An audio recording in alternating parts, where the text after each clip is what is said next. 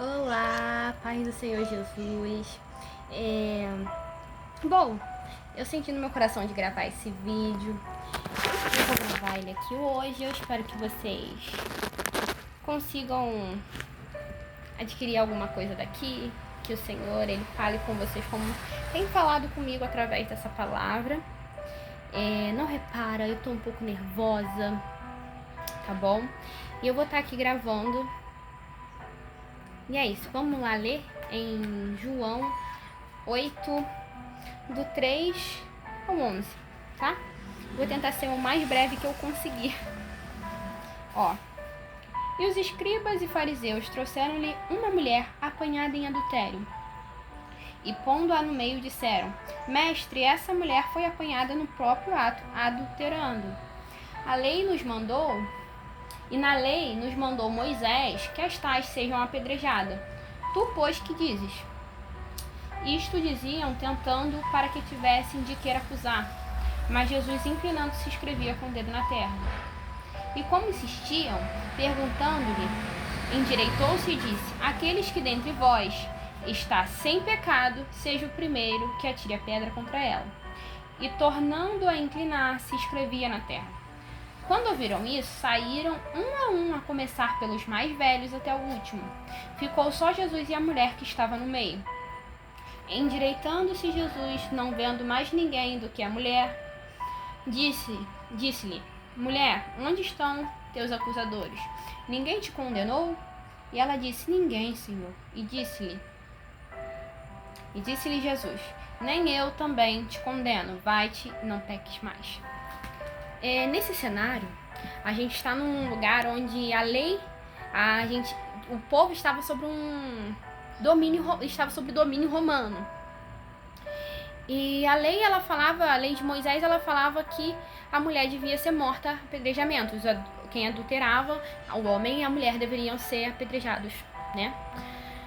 Só que, para que pudessem executar alguém ali, eles precisavam do aval romano.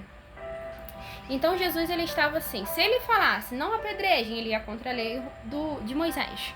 E se ele falasse apedrejem, ele estaria violando a lei romana. Mas a gente vê num cenário onde o julgamento ali era injusto, porque segundo Levítico 10:20, precisavam ser apresentados a mulher e o homem que foram pegos adulterando, e ambos seriam apedrejados. Só que a gente vê que só a mulher foi trazida. Então a gente vê que aqui não era um justo julgamento, mas mais uma encenação política que eles tentavam contra Jesus, para que pudessem ter algo para que acusá-lo, ou perante a lei ou perante Roma. Só que a lei também, ela tinha a lei das duas testemunhas, que era de acordo com a lei judaica, Deuteronômio 17:6-7, diz que para alguém ser condenado à morte, eram necessárias 2 ou 3 testemunhas oculares. Estas testemunhas, elas seriam as primeiras a atirarem a pedra. Então Jesus, você vê que Jesus ele fala assim: aquele que sem pecado atire a primeira pedra. Então essa palavra, ela foi direcionada a essas testemunhas. O que Jesus está falando? Olha, se vocês forem iniciar uma execução baseada na lei, vocês precisam estar em conformidade com a santidade que essa lei exige de uma testemunha, de um juiz. Porque era necessário ter uma integridade, uma santidade ali, para que você julgasse alguém, para que você acusasse alguém. E Jesus ele fala isso porque Jesus sabe, Jesus sonda. Então Deus sabia que ali era um bando de hipócritas, querendo acusar a mulher, querendo achar ali, na verdade, tentando criar uma situação contra Jesus. Não era nem mesmo sobre o pecado da mulher, não era nem mesmo sobre aquela mulher, era tentando acusar Jesus. Só que há também, provavelmente, Jesus ele estava sugerindo que as testemunhas eram cúmplices ou tinham pecado da mesma natureza, porque de acordo com a lei rabínica, se as testemunhas fossem culpadas do mesmo pecado,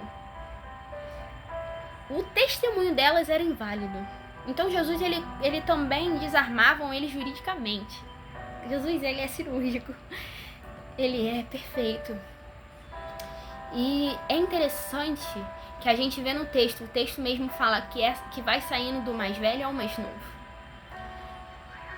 Primeiro saem os mais velhos e assim por diante. Os mais velhos, eles tinham uma consciência maior, por causa da experiência de vida, daquilo que eles faziam. Então eles tomaram consciência antes que eles não tinham uma moral para poder tentar contra aquela mulher, para tirar a vida daquela mulher. E eles saem. E é lindo de se ver, porque Jesus ali, ele não está condenando aquela mulher, ele está condenando a hipocrisia dos homens. Ambos aqui, eu imagino Jesus aqui, ambos aqui são piores que ela, muitos aqui são piores que ela. E cheio de hipocrisia, querendo abafar o seu pecado, expondo o pecado dela. E muitas das vezes é assim com a gente. A gente tem um pecado e quando a gente vê o pecado do outro, a gente tenta esconder o nosso, ou se sentir menos pecador, expondo o pecado do outro. Quando o Senhor, ele nos chama, não para julgar, para condenar, mas para separar. Jesus, ele separa o pecado da pessoa. Ele não a condena com morte, a gente vê a graça do Senhor. Ele não a condena com morte. Ele confronta o erro dela, vá e não peque mais. Eu sei o que tu fez. Mas eu não te condeno, eu sou o único que poderia te apedrejar.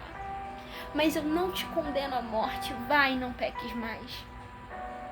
Quando a gente, cheio de pecados, aqui a gente pensa que está em oculto, mas nada fica oculto aos olhos de Deus. Que a gente pensa que está encoberto, com pecados piores. A gente quer condenar o nosso próximo. Quando o Senhor, ele diz, se levante para ser um ajudador. Se levante para levar a minha graça, para apresentar o meu amor a eles. A gente não deve, aqui o que o Senhor, ele está condenando é a hipocrisia. Chega de viver de aparência. Chega de apontar o dedo para o nosso próximo. Exigir do próximo uma vida com conformidade da palavra, sendo que nós não temos uma vida assim. O Senhor, ele exige de nós que venhamos ter santidade, buscar dele, ao invés de querer que o outro faça aquilo que nós não somos capazes. Nós às vezes somos piores do que aqueles. Às vezes a gente tá apontando o dedo pro pecado do nosso próximo, e que se a gente chegasse e falasse, meu irmão, isso tá errado, ele se quebrantava e mudava de atitude, enquanto nós se vestimos de uma roupagem de homens e mulheres de Deus, enquanto na verdade está cheio de orgulho e vaidade, querendo pregar, cuspindo uma santidade que não existe. O Senhor exige hoje de mim e de você não uma vida de aparência, mas uma vida de verdade, onde a gente olhe para o nosso próximo com olhos de amor e olhe para si mesmo antes de fazer qualquer coisa. Não queira ser profeta, não queira ser pregador. Queira ser verdadeiramente um servo de Deus, em verdade, em santidade, em integridade. Queira ser íntegro nas coisas de Deus. A gente às vezes quer muitos dons, a gente pede dons, pede talentos. Mas em vez de buscar a coisa que realmente importa, aquilo que vai nos levar para o céu, santidade. Gente,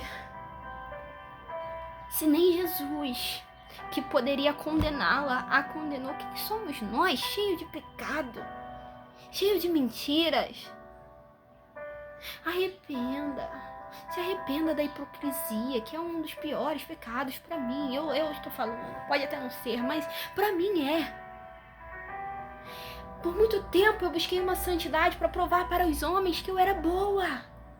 Não era para me achegar a Deus, era para mostrar para os homens, olha, eu também consigo, eu sou boa.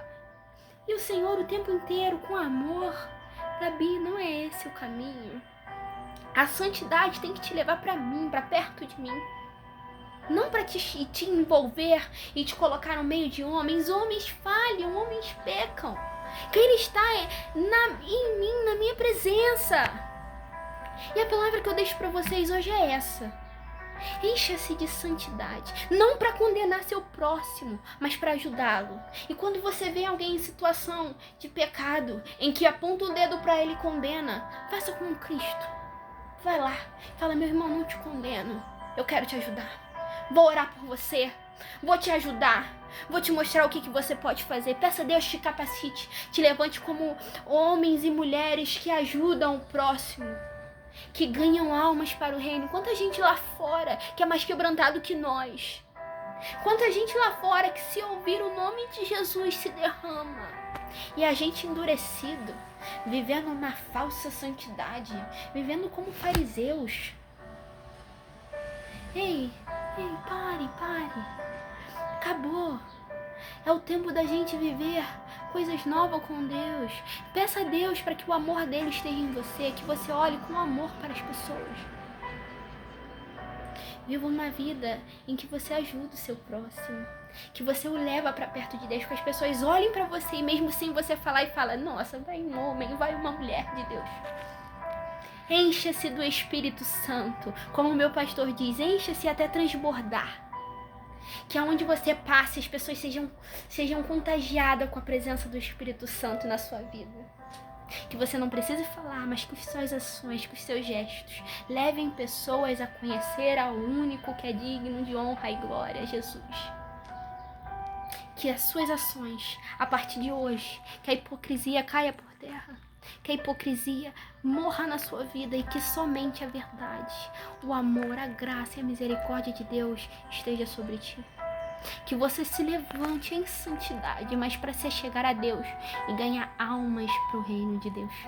Essa é a mensagem que eu deixo para vocês. Eu espero que de coração que o Senhor fale com vocês, assim como Ele falou comigo. E que Deus os abençoe grandemente, que vocês sejam homens e mulheres de Deus, levantados para ajudar a levantar, não para terminar de derrubar. Amém?